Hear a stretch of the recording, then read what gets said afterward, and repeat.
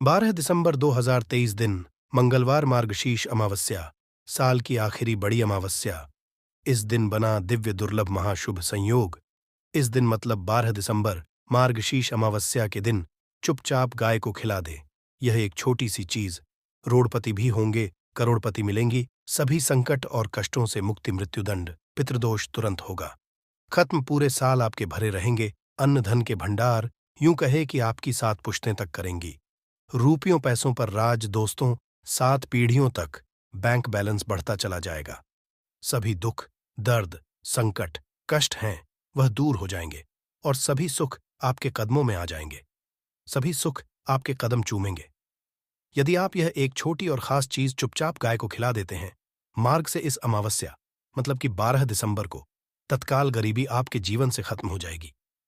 यूं कह व्यक्ति रंग से राजा बन जाता है और 33 कोटि देवी देवताओं को धारण करने वाली गौमाता की भी कृपा व्यक्ति पर सदैव आजीवन बरसती है। व्यक्ति के घर में कभी भी अन्न धन वस्त्र कमी नहीं होती। अन्न धन के भंडार व्यक्ति के घर में भरे रहते हैं। व्यक्ति के जीवन से तत्काल गरीबी खत्म हो जाती है। तो दोस्तों, कौन कौन से वे गाय से जुड़े खास और महत्वपूर्ण उपाय हैं जिन्हें यदि आप 12 दिसंबर मार्ग से इस अमावस्या के दिन कर लेते हैं तो दोस्तों यकीन मानिए, आपके घर में अन्न धन के भंडार सदैव भरे रहेंगे। जो भी जीवन के दुख, दर्द, संकट, कष्ट हैं वह सभी दूर हो जाएंगे। इस वीडियो में हम आपको उसी एक खास और महत्वपूर्ण चीज के बारे में बताएंगे जो कि आपको 12 दिसंबर मतलब मार्ग से इस अमावस्या के दिन गाय को जरूर खिलानी है। तो दोस्तों, अपने फायदे के लिए पूरा वीडियो देखना। यदि आज की इस वीडियो को आपने बीच बीच में से देखा, काट काट कर देखा, तो यकीन मानिए जीवन में आपको कभी सफलता प्राप्त भी नहीं होगी, क्योंकि इस वीडियो में हम आपको कुछ ऐसे चूक उपाय गाय से जुड़े बताने वाले हैं जिन्हें करने से आपके जीवन के जो भी दुख, दर्द, संकट हैं या कामयाबी होने में कोई बाधाएं आ रही हैं, सभी से छुटकारा मिलने वाला है। यूं कहें कि आपके जीवन में अपार धन, सुख संपत्ति की प्राप्ति हो जाएगी। कभी भी धन से संबंधित परेशानी नहीं रहेगी। आर्थिक स्थिति आपकी प्रबल हो जाएगी। धन प्राप्ति के योग्य बन जाएंगे और जीवन में सदैव अन्न धन के भंडार आपके घर में भरे रहेंगे। अन्न धन वस्त्र कभी कमी नहीं होगी आपके घर में। तो दोस्तों, आज की पूरा देख कर जाना।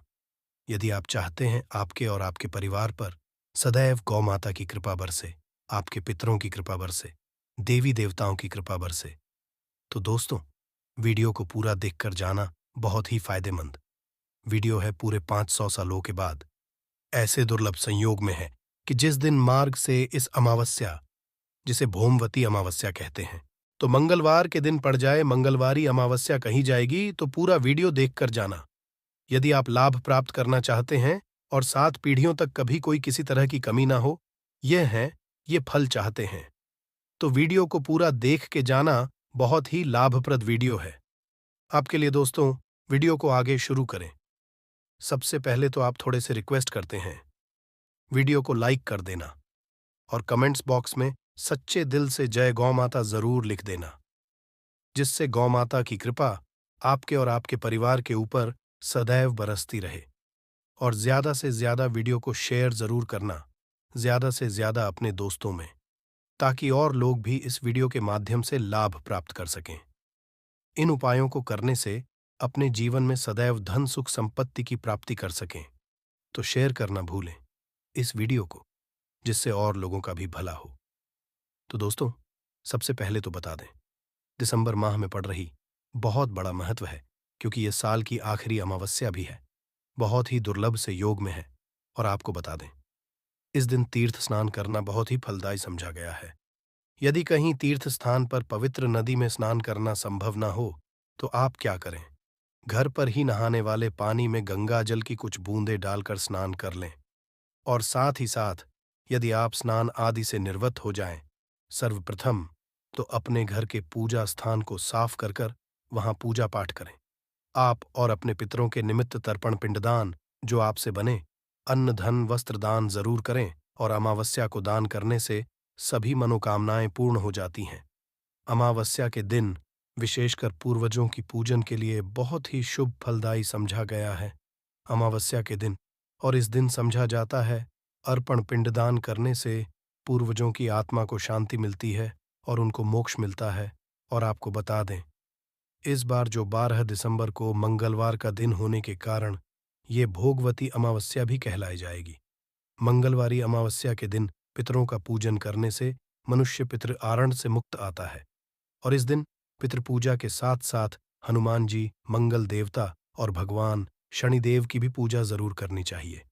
आपको बता दें कि इस दिन यदि आप हनुमान जी और मंगल देवता भगवान शनिदेव की पूजा करते हैं तो मंगल का ग्रह जनित दोष भी दूर हो जाता है। व्यक्ति के जीवन में धन सुख संपत्ति की प्राप्ति हो जाती है। समस्त मनोकामनाएं व्यक्ति की पूर्ण हो जाती है। और दोस्तों, साथ ही साथ अब बात करें, आपको दिन मतलब ये जो मार्गशीर्ष अमावस्या है, इस दिन आपको एक उपाय तो जरूर करना है। गाय का उपाय बताने से पहले एक उपाय आपको बता दें। इस उपाय को जरूर करें।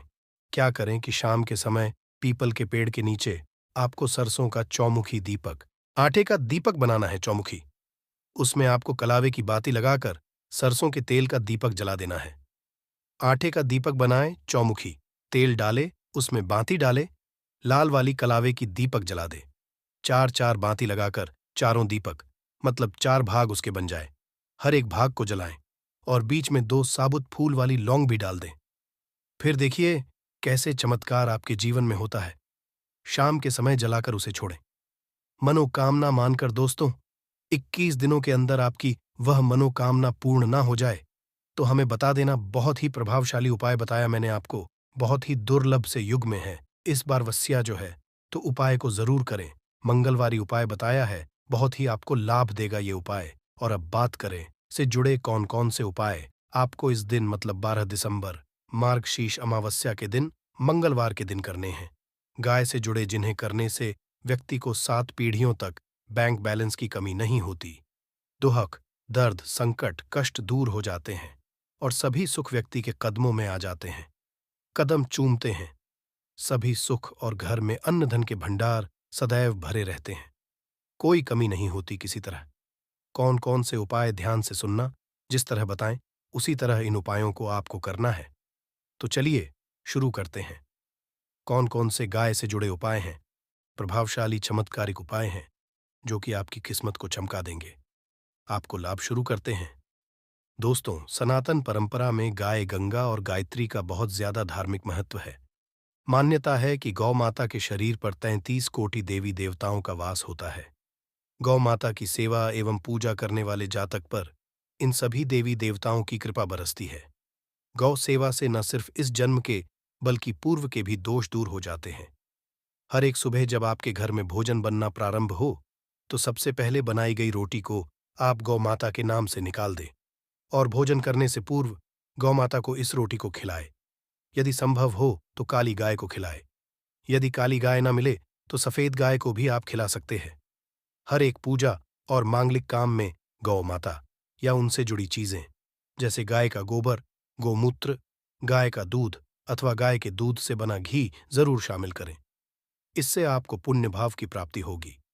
सनातन परंपरा के अनुसार जिस घर में गाय होती है उस घर से जुड़े सभी वास्तु दोस्त स्वतः ही खत्म हो जाते हैं। किसी भी पूजा में गाय से प्राप्त पंचमय युक्त वृद्धार्थ का उपयोग जरूर शामिल करें, क्योंकि पंचम या के बिना कोई भी पूजा पाठ और हवन सफल नहीं।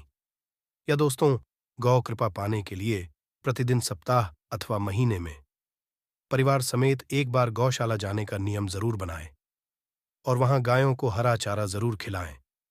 इससे आपको शुभ फलों की प्राप्ति होगी और साथ ही साथ गौ सेवा और गौ पूजा से 9 ग्रह शांत हो जाते हैं और इनसे जुड़े 200 का निदान हो जाता है।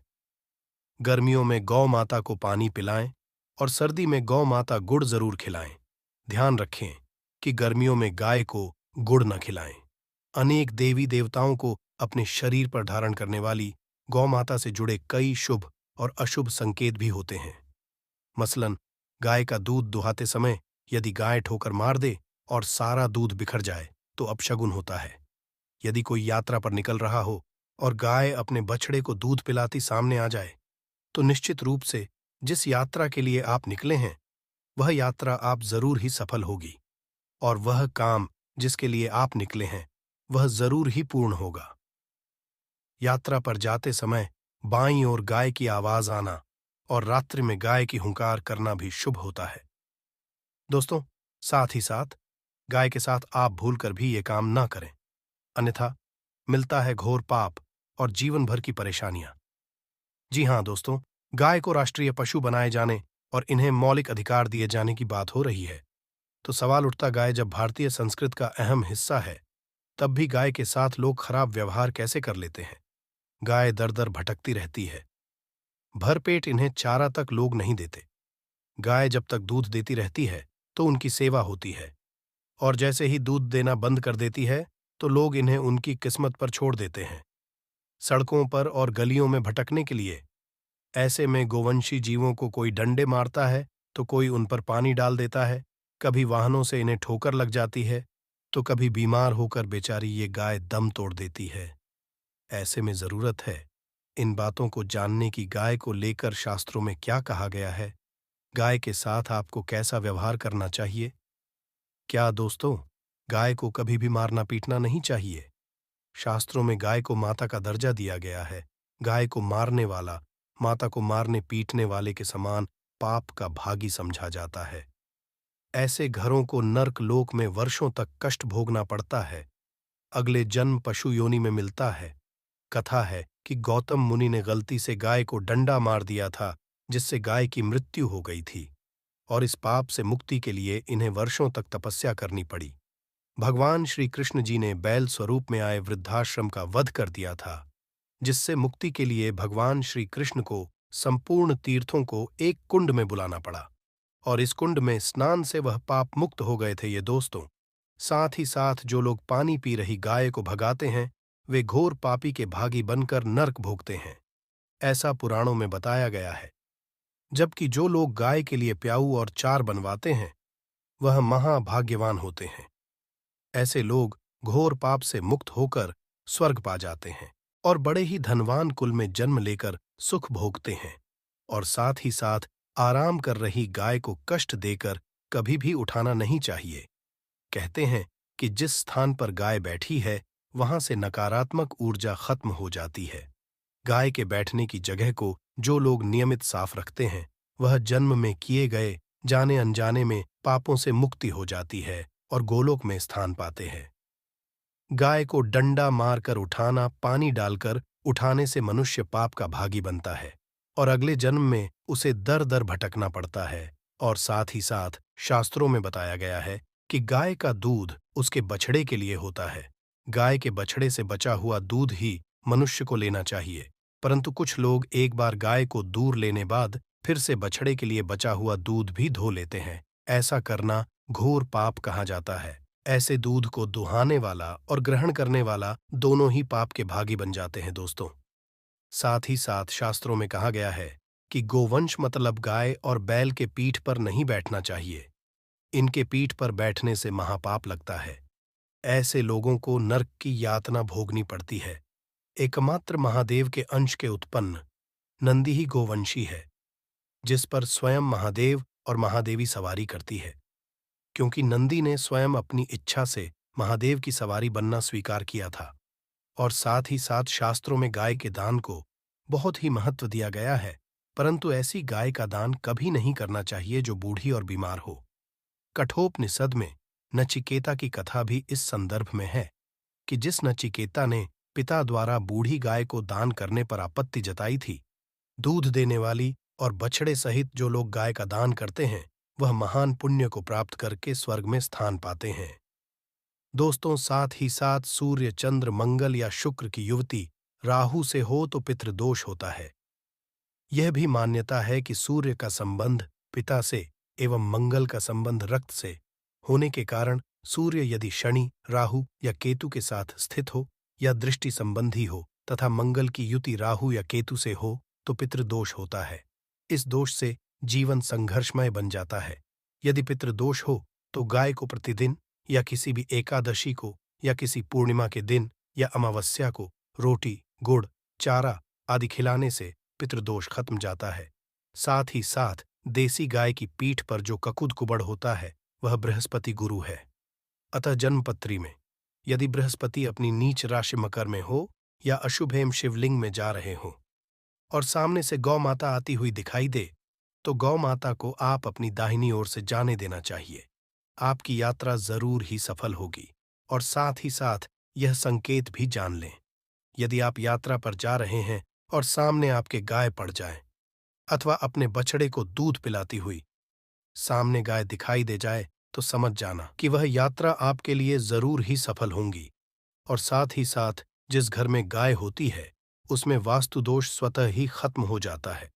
और साथ ही साथ आपको बता दें कि गाय को आप जो भी रोटी बनाएं, प्रतिदिन ताज़ी रोटी ही बनाएं। गाय को अगर आपने रोटी बनाई है तो कोशिश करें कि उस रोटी को आप तुरंत ही गाय को दे दें।